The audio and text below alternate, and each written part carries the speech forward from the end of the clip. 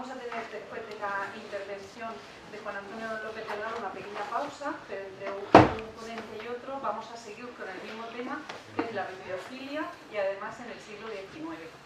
Pero en el caso de Juan Antonio López Delgado, que les presento brevemente, ella felizmente jubilada, ha sido durante su etapa profesional docente en lengua y literatura, profesor en el Instituto del Carmen, compañero de nuestra querida Conchita Morales. También fue alumno predilecto de María Rico, aunque él es muy modesto y prefiere obviar ciertos detalles de su biografía, pero sobre todo lo tenemos aquí porque es un gran bibliófilo y nos va a hablar de bibliófilos murcianos del siglo XIX. Actualmente es académico correspondiente de las Reales Academias de la Historia de Madrid y también de Alfonso X el Sabio aquí en Murcia. Pues cuando quieras. Buenos días. Señoras y señores, esta comunicación se divide muy sencillamente en dos apartados. Trata el primero, con más brevedad, el concepto de bibliofilia y la diferencia entre el bibliófilo y el bibliógrafo. Trata el segundo de algunos bibliófilos murcianos decimonónicos, unos más conocidos que otros. Ambas partes se enlazan y concatenan merced a un gran bibliófilo que escribe una carta a un amigo que viene a Murcia en busca de libros antiguos y le aconseja y adoctrina sobre nuestros apasionados del libro en aquella época. Espero les guste este guisadillo que he adobado para ustedes. Antes de enunciar nada aquí, me gustaría recordar unas líneas de Baltasar Gracián en su Criticón, porque han de recordarme que antes de sentirme bibliófilo, pequeño bibliófilo en realidad, soy en esencia lector. Eso sí, infatigable siempre desde mi preadolescencia. ¿Se oye bien? Sí. Perdón. Se titula Una crisis, el Museo del Discreto, y pensando en Lastanosa y su estudioso ambiente, exclama el autor: ¿qué convite más delicioso para el gusto de un discreto como un culto museo donde se recrea el entendimiento, se enriquece la memoria, se alimenta la voluntad, se dilata el corazón y el espíritu y se satisface? ¡Oh, gran gusto el de leer! El arte de ser bibliófilo no es naturalmente amontonar libros sin ton ni son, ni siquiera es reunir volúmenes valiosos por su rareza tipográfica o por su encuadernación. La bibliofilia es algo más arduo y exquisito. Es el concepto total del libro como creación estética y es infundir ese espíritu estético en cuanto tenga relación con él en sus múltiples manifestaciones.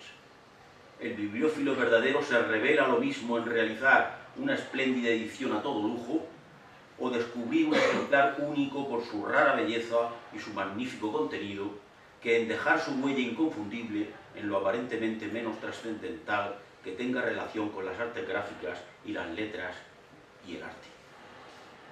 Recuerdo una página del epistolario de Garibet en que éste aconsejaba la tenencia de un asunto favorito que poseyera la virtud de interesarnos profundamente y, por haberlo manoseado mucho, acudiéramos luego a relacionarlo con los demás. Remedio, insistía, con una aplicación más general, engolfarse en la lectura de un autor grande. La deliciosa ocupación de leer a grandes y menos grandes, y la más agradable de releerlos, con paladeo y regusto de sabrosísima rumia espiritual, de mirar, admirar y casi adorar el contenido y continente de los libros, su alma, su rareza y su atavío, y hasta el subido precio que tenían en el mercado, llenó muchas horas de los personajes que van a desfilar ante ustedes con mayor o menor intensidad. Al reiterarse en la conciencia de muchos cualquier suceso de aquellos seres, esto es, al mitificarse, para bien o para mal, sus actitudes y aptitudes, quizá prefirieron en determinado momento la autoexculpación como arma mejor, cuando se velaban ya sus nombres con lacra y estigma de bibliopiratas, o como en el caso de Cánovas del Castillo, a quien dediqué como bibliófilo una monografía, se les aplique luego la cantárida moral revestida de sarcasmo, diciéndose por ahí que con un libro se conseguía paso libre hasta don Antonio cuando era presidente del Consejo de Ministros. Además, el libro será palanca y fulcro que ligue a Cánovas con otros placeres de la vida, pero sin subordinación nunca, con la permanente categoría que otorga el pertenecer a ese refinado tipo intelectual que se realiza en el bibliófilo, con la elegancia que siempre le caracterizó para contrarrestar el reproche o la contumelia, quitaba importancia al se dice, tan frecuente entre nosotros, al se dice populachero, y escribía a propósito del estigmatizado Estébanez Calderón, su tío. Pero este género de abuso, se refería a libros viejos mete a saco, se decía en una sátira de décimas contra él, violación o despojo de cosa, bien guardada y preciosa, no es de aquello en que se peca por el vil interés, ni con intento impuro de granjería, sino antes bien por irresistible pasión y ciego impulso del corazón enamorado. Que amor es, entiéndanlo o no las mujeres hermosas, el de los libros viejos también. El libro nos conduce de la mano hacia la vida y hacia la muerte. En el goce inaudito de contemplar un escaparate de librería, murió asesinado Canalejas. En la dulcísima tarea de ir cubriendo los estantes o impaces de las librerías de sus casas con libros raros, admiraremos a nuestros bibliófilos, viviendo la realidad y dejando que la leyenda, qué remedio, se infiltrara entre ellos, como los pececillos que viven en sus fojas y de ellas se alimentan.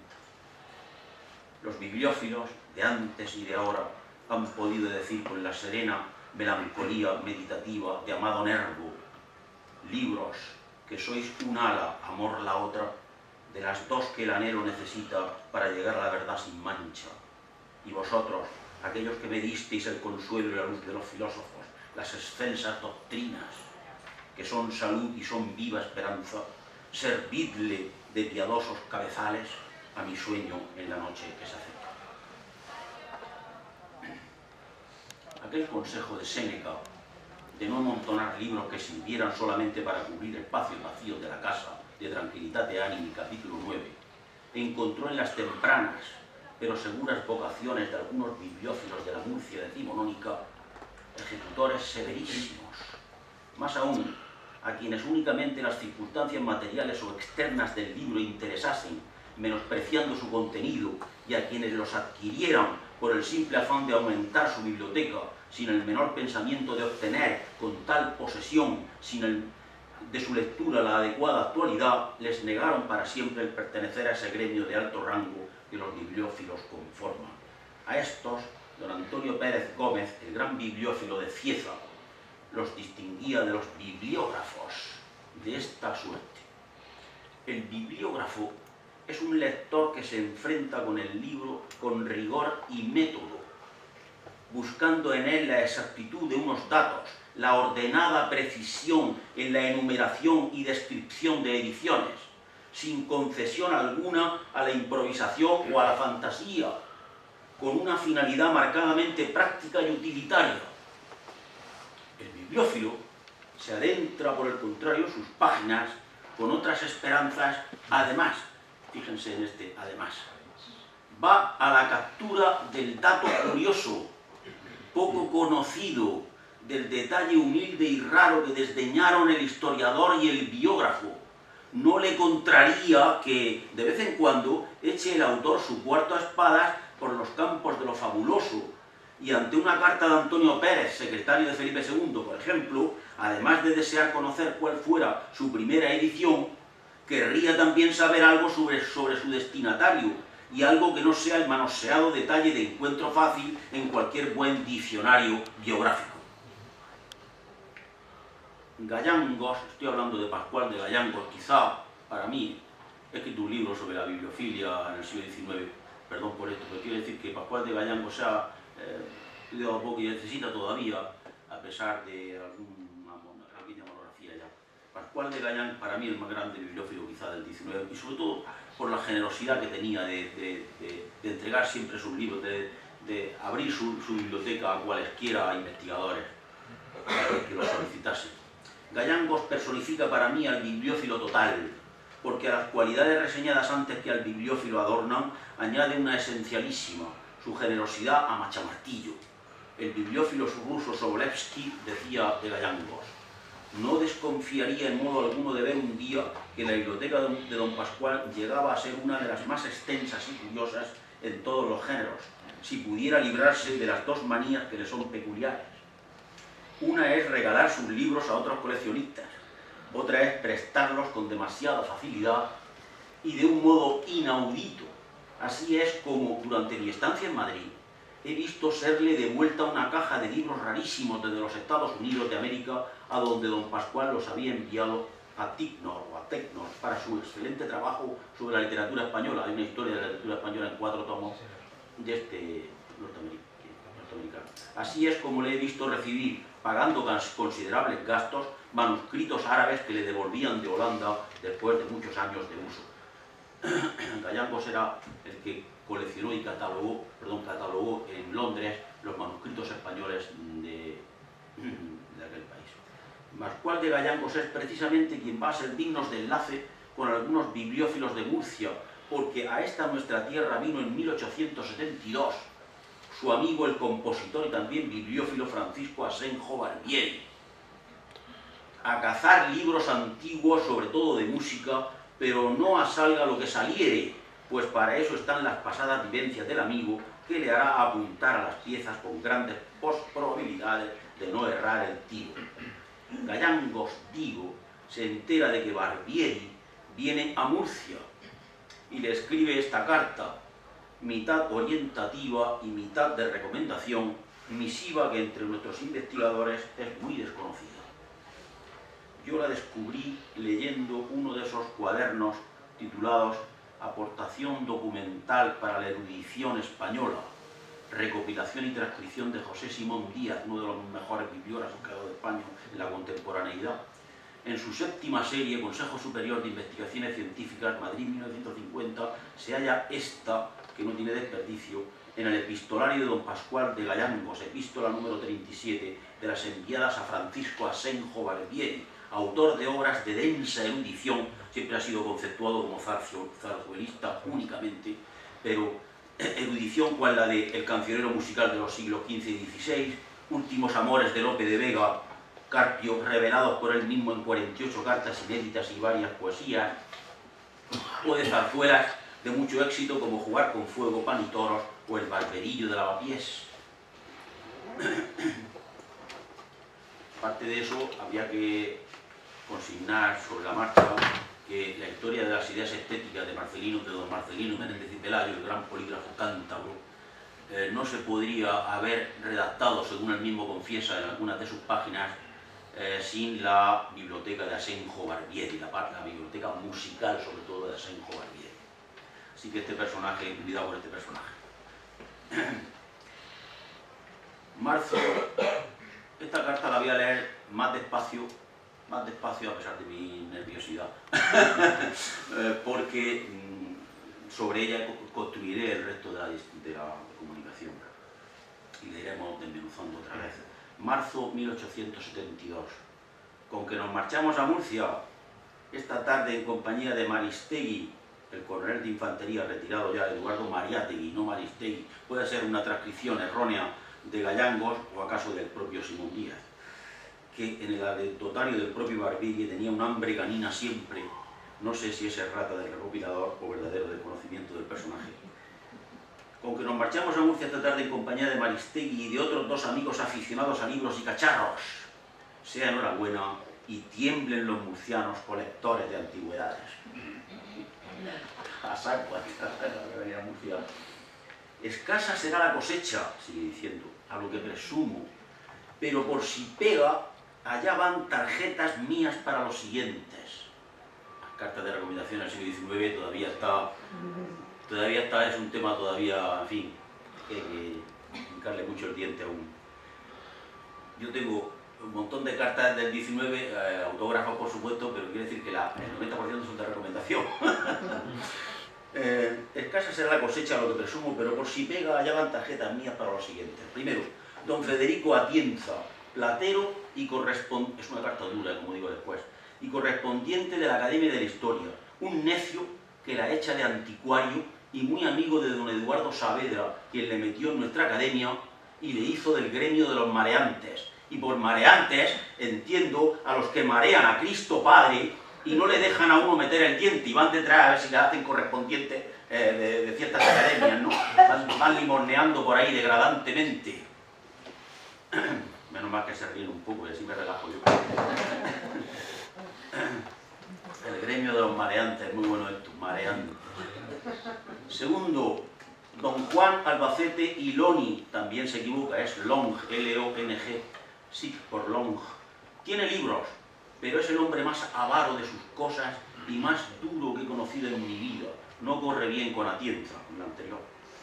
Tercero, tampoco corre bien con el platero, otro cuidan, chamarilero y académico, como enlaza los conceptos, chamarilero y académico de la historia, gracias a Saavedra. Por cierto, Saavedra hizo una recepción en la Academia de la Historia sobre la guerra transfretana, la guerra hispano-marroquí de 1859-60, en donde quizás sepan que estuvo Prim, que estuvo O'Donnell, etc., pero a lo mejor saben menos que tuvo el general Ros de Olano, que fue fraternal amigo de Espronceda y que fue además escritor de escenas africanas como Fortuny. Fortuny, por cierto, estuvo en la tienda con Pedro Antonio de Alarcón del general Ros de Olano, que aquí tiene en Balsicas una mansión acastillada, el castillo de Ros de Olano, y que se podría haber hecho un centro de investigación importante en ese inmueble. Tampoco corre bien con el platero otro cuida, el chamarilero y académico de la historia, gracias a Saavedra, llamado don Javier Fuentes y Ponte. Aquí lo pone a parir a Fuentes y Ponte. Perdón, empleado en el camino de hierro y colector de antigüedades que vende al mejor postor, allí como aquí. Un señor claro que sí, esto no deja de ser una visión subjetiva, por supuesto. Un señor marqués, cuyo nombre no recuerdo, Camacho, tiene libros y antigüedades, conócele a Atienza, quien me llevó a su casa. Hay otro, el conde de Roche, hijastro de Gisbert, que tiene coche y gran casa y le llevará a las ruinas de Monteagudo, donde diariamente se están descubriendo vestigios romanos. Merecen verse media docena de libros góticos y muy apolillados que hay en la biblioteca episcopal y algunos más en el antiguo instituto o seminario de San Fulgencio. Feliz viaje y siempre de usted, afectísimo amigo Pascual de Canongos. Pudo, desde luego, Barbieri, como bibliófilo, tener la pretensión de hallar en tierras de Murcia algún que otro libro antiguo del arte músico español, pero como compositor y musicólogo le apetecería sobremanera valorar por aquellos pueblos la bella sencillez de sus cantares y de sus bailes, y parangonar al armonizarlos la procedencia de una tonalidad cuanto menos extraña y fascinadora. Eso había hecho el maestro Incenga, que alabará, por cierto, al autor de Los Diamantes de la Corona, considerándole infatigable colector de materiales para una importante obra sobre nuestra música lírico-dramática. Eso hicieran Julián Calvo y don Antonio López Almagro, también está necesitado el compositor murciano, maestro de armonio, Antonio López Almagro, de una monografía. Antonio López Almagro, que transcribían con donosa eficacia, ora los cantos de trilla, de cuna o de labranza, ora las parrandas del campo de Lorca, los aguinaldos de la huerta o las canciones entonadas al coger la hoja de las moreras. En aquella Murcia de la primavera de 1872 se está gestando lentamente una tolvanera de trajines y vientos de agobio. Hasta estas tierras calmas del sur habían llegado los ecos de los atronadores vivas a la República en el Congreso de los Diputados, meses antes, al disolver Sagasta las Cortes. Y fue, como es sabido, Cartagena el feudo más irreductible de aquella República Primera, que se entraba como un cuchillo en la monarquía amadeísta y la más intransigente en que se consolidase el planteamiento del credo federal. La Murcia que visitan Barbieri y sus amigos no está crucificados a joyas de la Virgen de la Fuensanta. Es una ciudad levítica y pausada en que se vive, como dijo Hernández Artieta, de impresiones, de fantasmagorías, de eternos ensueños. Ha accedido poco antes a la alcaldía Alejo Molina Márquez, de orientación política conservadora y vocación explícita de humanidad en su ufanía y desenvoltura. Come a veces cerca del casino, que va levantando su salón de baile y conciertos, y despliega luego, satisfecho, La Paz de Murcia, periódico veterano en que la casticidad costumbrista se aduna al dulce saboreo de la anécdota. Todo marcha casi como una balsa de aceite. Prácticamente no se han enterado en la redacción de la llegada de Eduardo Rosales, el eximio pintor de doña Isabel la Católica dictando su testamento, y de la muerte de Lucrecia. Ahí es nada. Es tanta la calma chicha de entonces que habrían quedado muy sorprendidos los murcianos si no se hubiera sacado a la calle, pasado el verano, un periodiquillo que distraía a los lectores durante los 10 minutos del desayuno, El Chocolate, revista de literatura, modas y pasatiempos. No sacarían mucha tajada Barbieri y sus amigos de don Federico Atienza y Palacios, tan meloso en el hablar como condenado a la derrota de las destrezas del oficio. Era platero, con pujos de diamantista, y una parte de su fortuna externa se le iba en el alivio de soledades librescas, acaparando algunos centenares de raros y algún que otro libro gótico. Su arraigada pasión por lo local alcanzó ápice en una guía del forastero en Murcia, abundosa de datos y escrita con bien cortada pluma, cuyas pruebas corregía ya en el 44 de la calle de Platería, sede de la imprenta de Francisco Bernabeu. Así justificaba Atienza en el prólogo la elaboración e impresión de esta obra. Gran desconfianza y justificado temor reina en mi alma al coger la pluma que describir sucintamente lo más notable y precioso de cuanto existe en nuestra ciudad querida, a más de la noticia exacta de sus calles, monumentos y situación envidiable. Empero, al dar a luz este folleto, confío en la indulgencia de los lectores que lleguen a hojearlo. Los sucesos que van pasando sirven de ejemplo a los que vienen después. Así, al publicar el presente trabajo, espero que en lo futuro se levante algún otro con más competencia que yo y pueda ilustrar con más datos el deseo de conocer las glorias murcianas de cuantos se dediquen al estudio de su patria y de sus grandezas ya pasadas, ya existentes. No abrigo pretensiones de ningún género, ser útil a mis paisanos, cuya benevolencia espero desde luego es lo único que ansía el que ofrece su obra como una prueba del reconocimiento que anticipadamente le consagra el autor. El mejor elogio que podemos tributarle aquí es decir que bajo la aparentemente fría objetividad realista de los datos aducidos late una emoción cordial por la ciudad y su huerta, la depurada quintesencia de un alma desnuda de amor que ha llegado a la obra bien hecha, también que muchos cronistas después la copiaban sin citarla. Estas otras breves referencias hemos alcanzado a conocer de Atienza Palacios.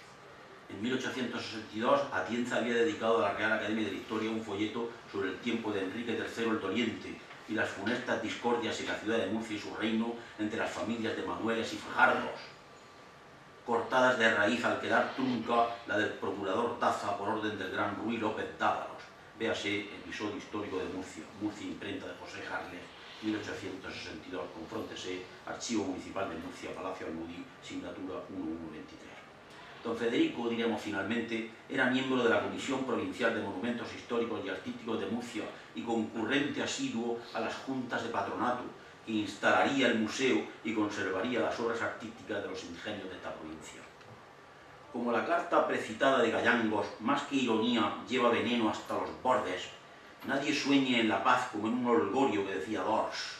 Si hubiera habido desavenencia o animadversión entre Federico Atienza y Juan Albacete, no habría citado aquel a este en su guía a propósito de la dirección de la Escuela de Dibujo de la Real Sociedad de Amigos del País. Era Albacete y Long, no Loni, hemos dicho, como dice Gallangos en su carta, el hombre más avaro de sus cosas y más duro que he conocido en mi vida. Tenía más bien fama de discreto y mesurado y conocedor profundo de antigüedades, sobre todo pictóricas. En la adquisición de algún libro raro ansiado por Gallangos hubo de adelantarse nuestro hombre y quedó en su consecuencia estigmatizado para siempre que no es inusual entre bibliófilos esta enconada cabezonería. En la magna muestra del contraste de 1868, don Juan Albacete aparece como expositor, bibliófilo y anticuario con las siguientes rarezas bibliográficas que copiamos a la letra.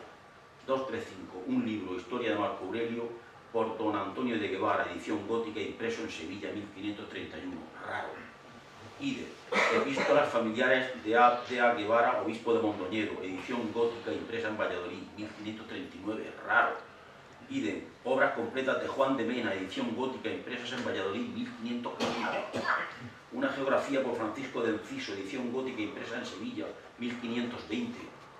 Un manuscrito de don Juan de Zúñiga, bufón del emperador Carlos V. Idem, poesías varias. Idem, traducción de las atlas francesas, Monsieur Gondeville, siglo XVII. Idem, historia de su Alteza don Baltasar Carlos, siglo XVII, anónimo. Idem, tesoro de preceptos por Isaac Atias, Ámsterdam, 1649. E idem, Sacra Biblia por Cipriano Valera, Ámsterdam, 1602. Véase el catálogo de la Exposición de Bellas Artes y retrospectiva de las artes suntuarias, celebrada en Murcia en septiembre de 1868.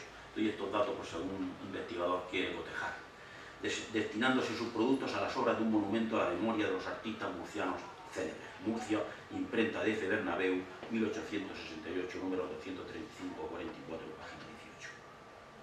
A propósito de la Sacra Biblia citada en aquel último número, su ficha bibliográfica vendría a ser la siguiente: la Biblia, que es los sacros libros del Viejo y Nuevo Testamento, revista y conferida con los textos hebreos y griegos y con diversas traslaciones por Cipriano de Valera, Ámsterdam, en casa de Lorenzo Jacobi, 1602, Biblioteca Nacional de España, U. Cuando hay una U en la Biblioteca Nacional de España es fondo Usof, Luis Usof y Río, nada más. Si me pongo a hablar de los bibliófilos grandes que ha habido en el siglo XIX, pues gracias a su esposa, doña María Sandalia, pues tenemos los libros de que se nutrió también Marcelino Méndez y Pelayo como director de la Biblioteca Nacional.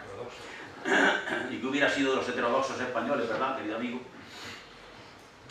Fraile Jerónimo cautivado por las ideas reformadas, Cipriano de Valera emigró en 1557 a Ginebra ante el acecho de la Inquisición. Poco después se trasladó a la Inglaterra isabelina, donde en la década de los 80 emprendería la tarea de revisar la traducción de la Biblia de Casiodoro de Reina. Estoy hablando de la conocida como Biblia del Oso, Basilea Samuel Apiarius, 1569, denominación por la que ha pasado a la historia y proviene del grabado de la portada, que representa a un oso intentando alcanzar un panal de miel que cuelga de un árbol. La llamada Biblia Reina Valera, que es la que nos ocupa, vio la luz finalmente en Ámsterdam, concretamente en la imprenta de Laurens Olaman Jacobs, en 1602. La marca tipográfica de Jacobs orna la portada. Un hombre planta un árbol mientras otro lo riega con agua que sale de un cántaro. Uno de estos ejemplares rarísimos, repetimos, es el que poseía nuestro bibliófilo Juan Albacete y Lonja. Algo más para culminar su semblanza diremos a continuación.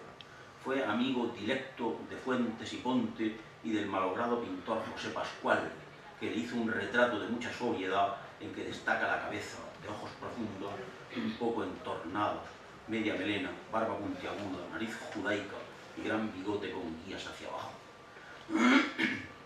La levísima sonrisa un tanto irónica. Manuel Jorge Aragonese, en su estudio Tegeo, Pascual y el neoclasicismo, Murcia, Academia Alfonso X el Sabio, 1965, recoge el testimonio de una de sus descendientes, según el cual Juan el Americano, como le llamaban, tenía cuerpo de gigante y corazón de ángel. Su estatura alcanzaba casi los 2 metros, lo que le permitía encender sus cigarros en los faroles de gas.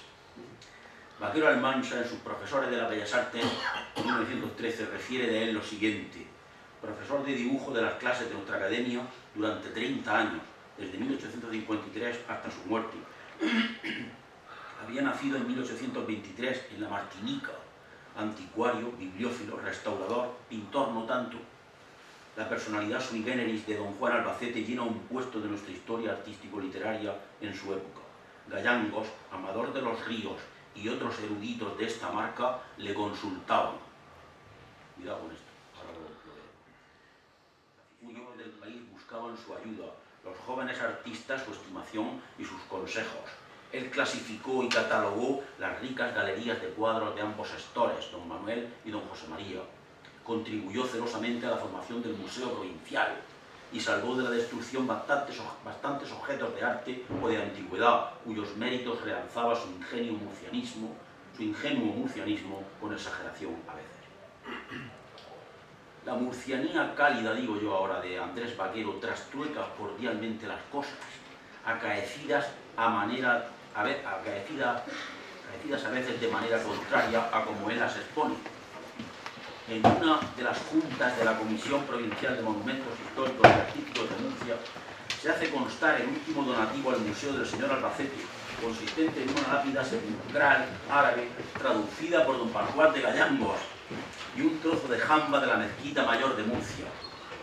Confróntese Comisión Provincial de Monumentos Históricos y Artísticos de Murcia, año de 1862, Junta del 7 de marzo, Biblioteca y Centro de Documentación Artística del Museo Provincial de Bellas Artes de Murcia, subrayado, traducida por don Pascual de Gallangos. ¿Qué quiere decir esto de traducida por Pascual de Gallangos? Que no es tan cierto aquello, ¿verdad?, de que le consultaban algunos eruditos a Cetilón. Era siempre Pascual de Gallangos el que estaba ahí. Tampoco Gallangos paga con mejor moneda a Javier Fuentes y Ponte, a quien tilda de chamarilero y colector de antigüedades que vende al mejor postor allí como aquí.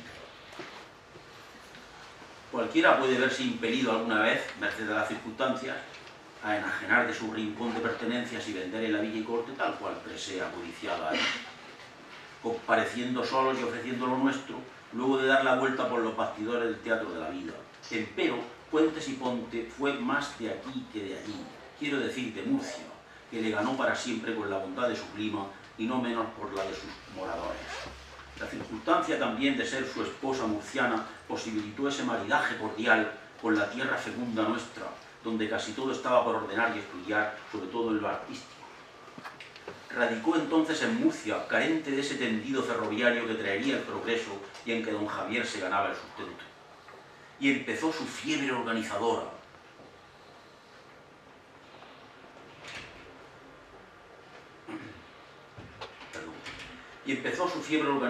Creativa, su pasión por un patrimonio que paulatinamente amenguaba y descaecía. En un arrabal murado de la Murcia musulmana, los cristianos tolerados tenían para su culto una pobre ermita dedicada a la Virgen, con una pequeña efigie de Nuestra Señora.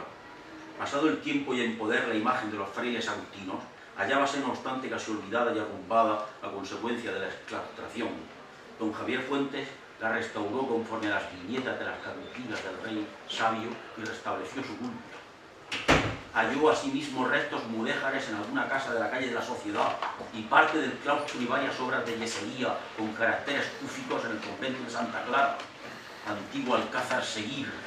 En 1862 certificó como de origen romano una mutilada ara descubierta en las excavaciones de Monteagudo que, con otros restos, revelaban la existencia de población floreciente, al parecer con lujoso templo. 10 años después descubría en el puerto del Garruchal, por medio de restos y cerámica, el emplazamiento de Nonia Romana. Esto de 9 veces romano también podía ser Nunio, Floro, vamos, aquel que hizo un primer vocabulario, ¿no?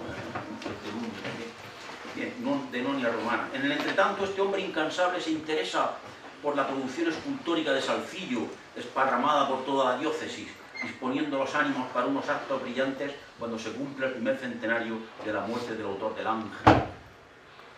Promueve la memoria de Saavedra Fajardo y el reposo de sus restos en la catedral. Aspira a constituir la institución de los Juegos Florales Artísticos Literarios en Murcia, por medio de su primer certamen o concurso a pliegos cerrados.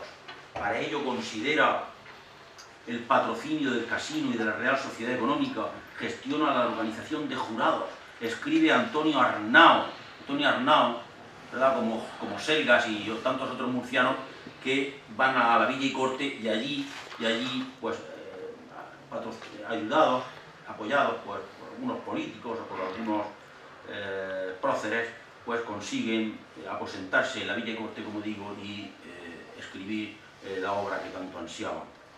En fin, escribe Antonio Arnao, a Federico de Madrazo, compromete al mismísimo Eduardo Rosales. Eduardo Rosales estuvo aquí 2 temporadas que han sido muy desconocidas siempre, incluso en las grandes enciclopedias del arte. Se despachaban, me refiero tanto a Camón Arnal como a Javier de Salas, como a Juan Antonio Gallaruño, por un etcétera muy largo. Realmente hasta que no vino la primera monografía en 1999 sobre las estadías, las dos, en 1972, enero a mayo, y en el 73, enero a junio, del insigne pintor madrileño, realmente no nos enteramos de que Murcia el gran pintor había estado en Murcia, ¿no? Entonces, pues, la prensa prácticamente también lo ignora, lo desconoce, sabe que el gran maestro está aquí entre nosotros porque él no viene. Él viene estigmatizado por la muerte de su hijita Luisa, de 2 años y 4 meses de edad, viene estigmatizado por las críticas acerbísimas que le hacen a su muerte de Lucrecia, los academicistas a ultranza de aquel certamen nacional de 1871, y viene atenaceado por la tuberculosis pulmonar, ¿verdad?, galopante que llevaba encima. Él quería descansar solamente en la soledad de la sierra, pero poco a poco, amistades buenas, perdón por esta digresión, que Eduardo Rosales es muy importante, ha sido muy importante en mi vida. Y en fin, amistades buenas, como digo, y el propio Domingo Valdivieso Narejos, el gran pintor mazarronero, etcétera, pues hacen que poco a poco se implique en los asuntos murcianos y como es buena persona, pues se deje solicitar por Javier Fuentes y Ponte, que eso es lo que íbamos. Por ejemplo, como jurado de pintura.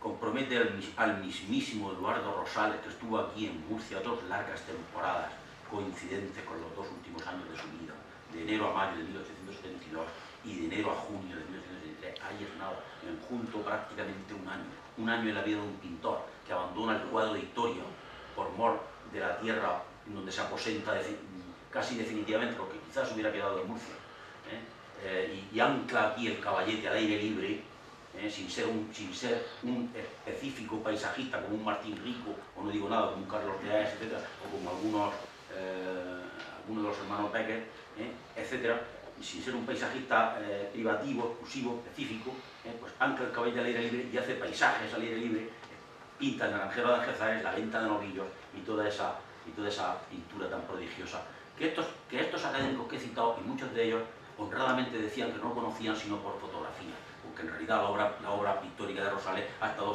murciana quiere decir, ha estado siempre en manos privadas. Sobre estas estancias murcianas del gran Rosales escribí un libro entero, presentado en el Museo Ramón Gaya en 1999. ¿Qué más? Recopila, Fuentes y Ponte, la lira popular mariana, ha escrito y publicado ya en Madrid La Murcia que se fue. Avanza en la redacción de los tomos de su obra magna España Mariana, se solaza y autocomplace en la escritura del pierdetiempo, va aglutinando para formar un calendario de efemérides las fechas murcianas.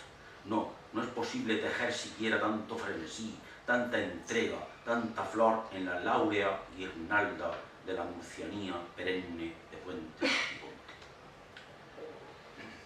Si pudiera certificarse que, como impulso de federal alternancia en el trato humano, una suerte de repugnancia en la conciencia le conduce a Gallangos a no malear con su corrosiva sátira el recuerdo del Marqués de Camacho en la epístola de Marras, lo defendería sin ambajes. Y sin embargo, es el único al que... Ya me queda poco, no te preocupes. Sin embargo, es el único al que acaso podría haber lastimado en su reputación político-social con burros de suelta.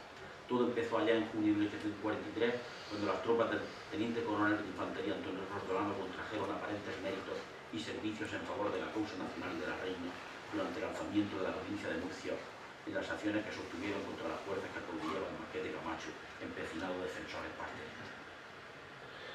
El destino quiso separar de momento al Marqués y a Rosco, mientras el primero fue a Madrid con la división en Enna, el segundo quedaba en la ciudad de Segura como jefe político interino, a las órdenes del presidente de la Junta Central de Gobierno de esta provincia, el Vizconde de Huerta.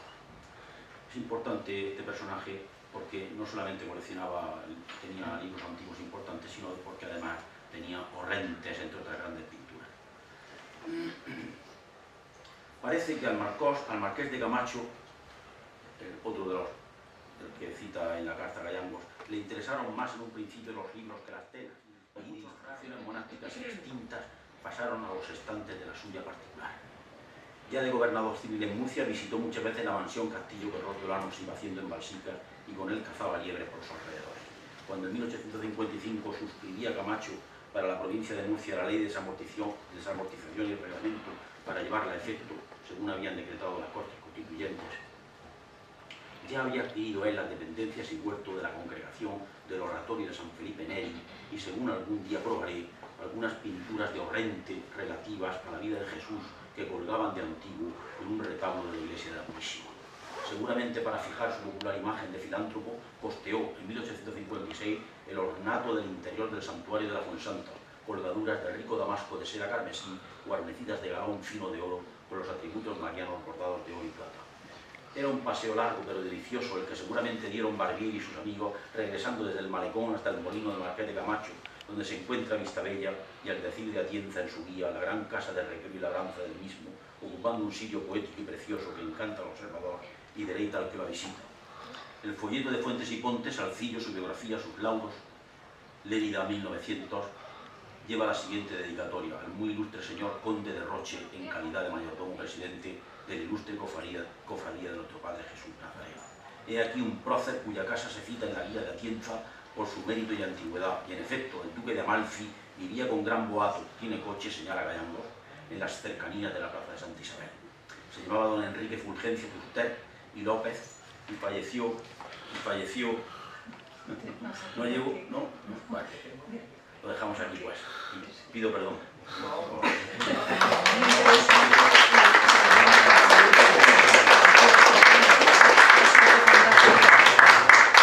Muchísimas gracias.